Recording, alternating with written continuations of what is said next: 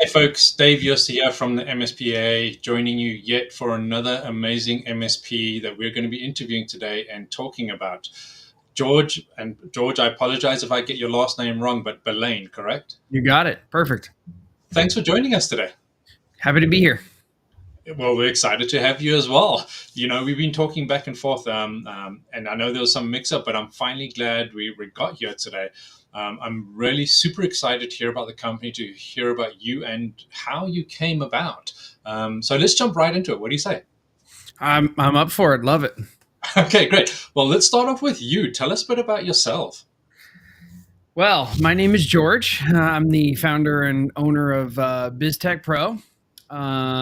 We are a managed IT services company located just outside of New York City.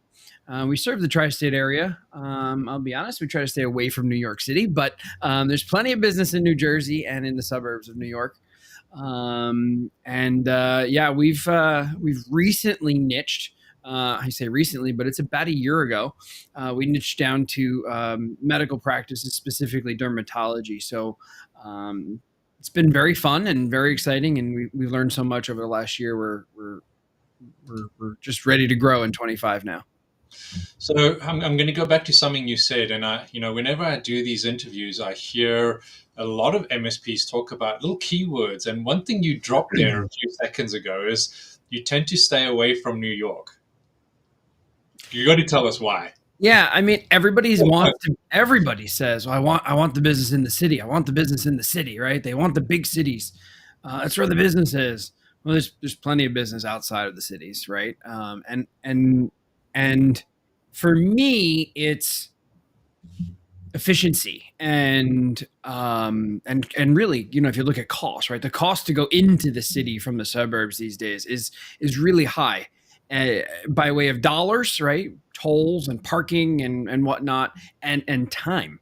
To do if I was to drive an hour to somebody in Jersey or in one of the suburbs in New York, that's an hour and an hour back.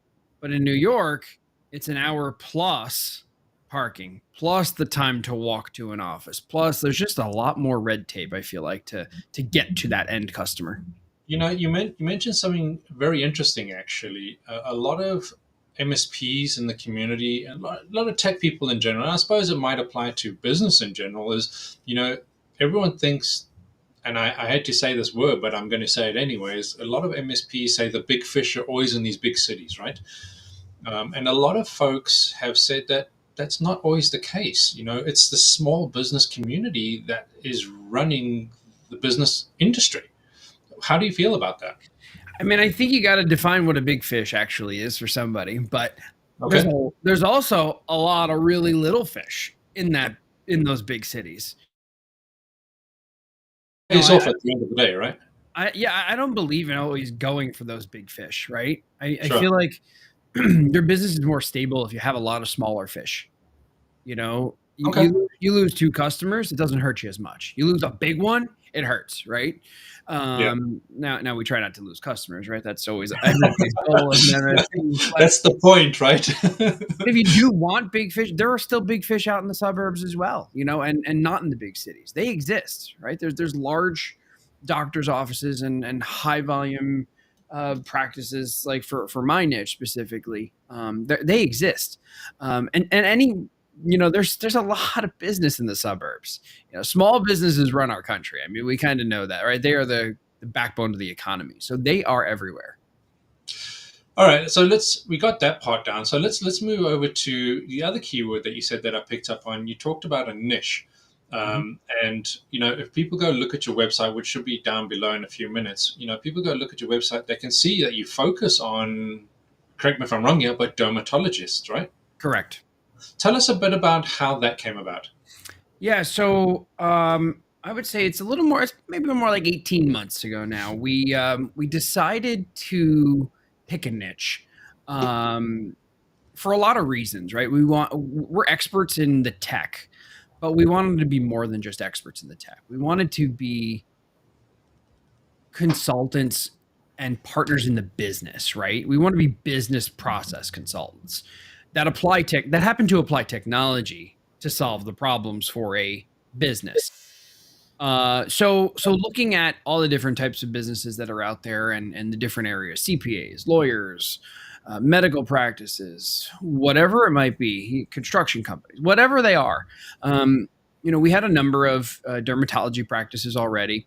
And as a matter of fact, we have customers in every industry. So, if you come to us and we're comfortable with the industry, we'll certainly work with you. If you're a little too far outside of something we're comfortable with, we'll definitely refer you to the right MSP partner. But the reason we niched was we had a couple dermatology practices. We really liked the business. We really liked what they were doing for their customers, and we started to really analyze processes that they're going through on a Monday morning that are painful, processes that are slowing their growth, and that's how we came up with our tagline right on our website. We help dermatologists spend more time with patients, improve their processes, and grow their practices. Because those are the three things they want to do most of the time, right? They want to spend more time with patients because they became doctors to spend time with patients. They want to improve processes, right? They're tired of dealing with the tech and dealing with this disjointed process. Things should be smooth in their office, right? All the way from booking an appointment to showing up and filling out your forms to billing and getting paid. And if all of that is tight, they get good reviews, customer satisfaction is high, and their practice will grow. So you sound like a perfect model, if you want to call it that. And I say that because I spoke to some other folks a few months ago, and this was an MSP trainer that I spoke to, and he said exactly what you just said. Is these doctors, whether it's doctor or chiropractor or whoever it is that your client is, right?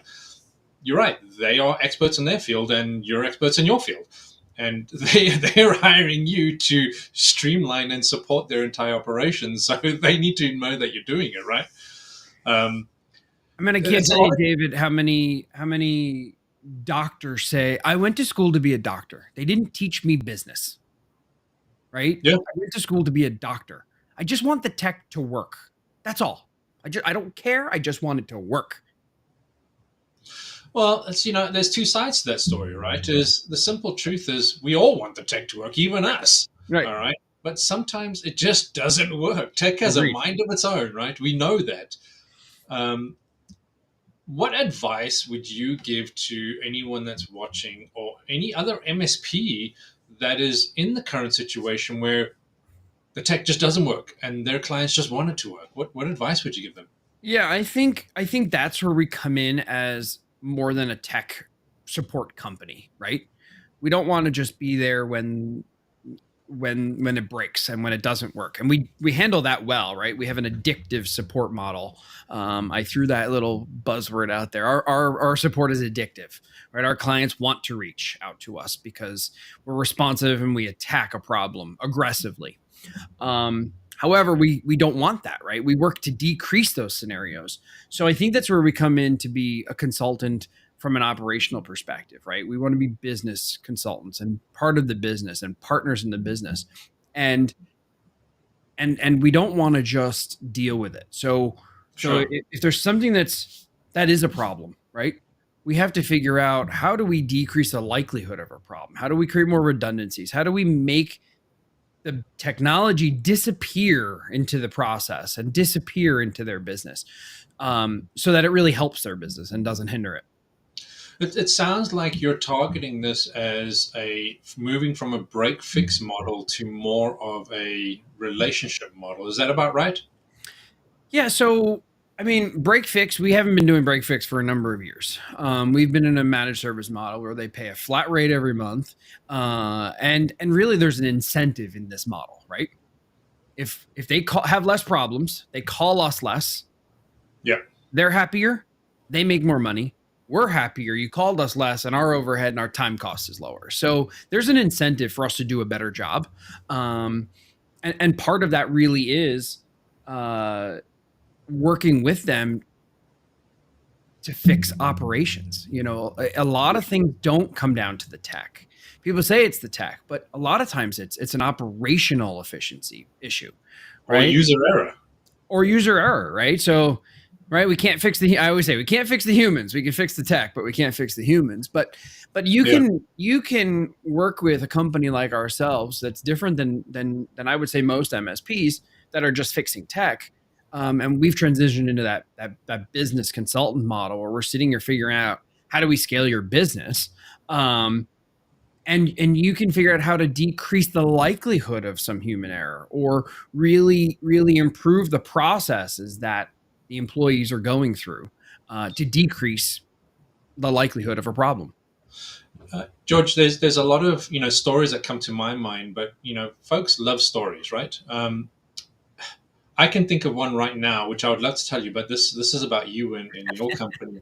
Can you tell us a story, and you don't have to give details, but like a real story of what happened in that kind of model where that implementation worked for you?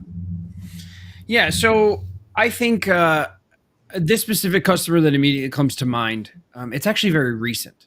So I've been with them for probably almost 2 years now. And they came to me because they were having tech issues. And obviously, we want to come in and fix the tech right away, right? To help them out. But what I asked was, how does that affect your business, right? You brought me in because your Wi Fi isn't working well. And you're all iPads and you're all, whatever mobile devices, right? You're walking around the office with laptops, and your tech is getting in the way. So you think it's a Wi-Fi issue. Technically, I think it's a Wi-Fi issue too, right? But how did that affect the business? Why did it affect the business? So, what operational processes are impacted by that? So that we could really get into not just the technical fix, but the operational fixes as well. So we tightened all that up with this one customer, right? Spent a lot of time there in the initial rollout, figuring out what's going on. Turns out to be a weird case where there's a lot of interference in the building, Wi-Fi interference, but we were able to tune it um, technically, right? So stabilized. Fast forward to recent months, there was a change in staff, and there was a change in really in their leadership, right? So an office manager left, and now we're turning around, and they're sitting down with me, going, how do we tighten things up here? How do we scale, right? How do we make sure that if somebody does leave again, that we don't have these challenges of who has access to what and this and that, and really that wasn't even a technical conversation. Now I had some tech solutions, right? I had some software and some password managers and things like that we can bring into the fold here, but the conversation was around how do we improve continuity, how do we improve stability in the business, right? So that Yeah. it's not a fire drill if an employee leaves. It's literally like you revoke their access and the new person gains access, and it's that simple. So we're having those conversations now with many of our customers, um, and that's where we want to be, right? We'll apply the tech. Yeah. The tech is the easy part. Anybody that say that this is hard, it's not. The tech is the easy part. It's running a business is what's hard. And a lot of us wear many, many, many hats. Very true. Very Yeah, I true. think we all know that. I had a few people reach out to me this morning, and they're saying, "Listen, I'm wearing so many hats. I just, just tell me where to go." It's like, okay, let's start from square one, right? You're right, and and that's called business ownership, right? You are Yeah. the accounts payable, accounts receivable. You take out the garbage, and you do all of the things. But it is really great to be in these scenarios where you're working with a doctor, and they're like, I don't know, right? I want to see my patients. How do we make this smooth? So they're really those are the conversations we want to have, Okay. and and and you have those cases where they say, "Hey, we really haven't had, we haven't opened many tickets. We haven't reached out much." Exactly.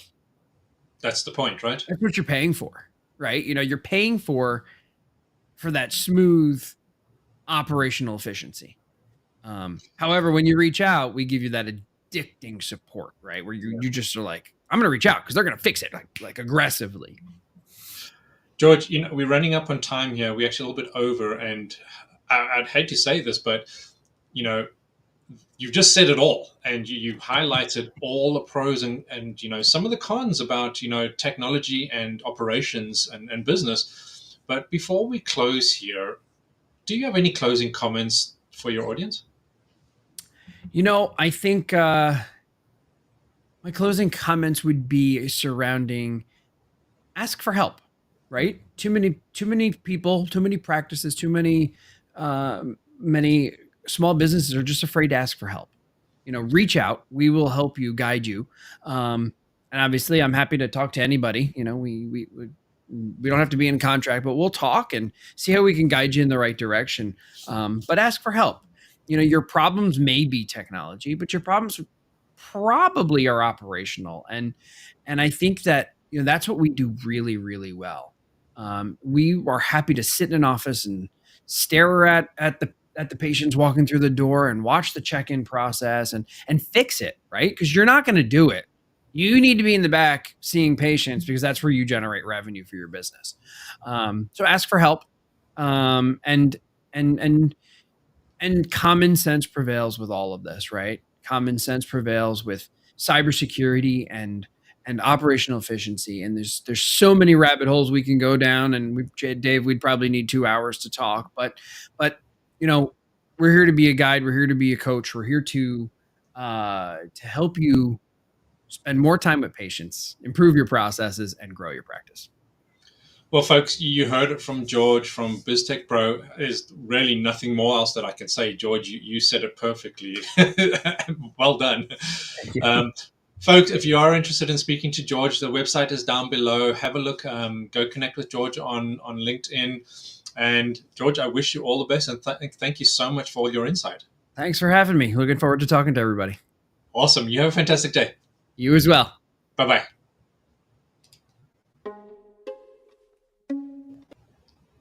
Wrong one.